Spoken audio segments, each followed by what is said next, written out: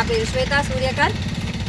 మా ఊర్లో ఇప్పుడు ఇందిరమ్మ ఇండ్లు తెలంగాణ ప్రభుత్వం ప్రతిష్టాత్మకంగా చేపడుతున్న ఇందిరమ్మ ఇండ్ల నిర్మాణ పథకం మా ఊర్లో అమలు జరుగుతుంది. అది మా ఆయన సూర్యకాంత్ గారి కృషి వలన ఎమ్మెల్యే శ్రీ పోచారం శ్రీనివాసరెడ్డి గారి సహకారంతో ఇప్పటి వరకు 12 ఇండ్ల నిర్మాణం చేపట్టడం జరిగింది. లబ్ధిదారులకు కూడా త్వరలోనే అందించడం జరుగుతుంది.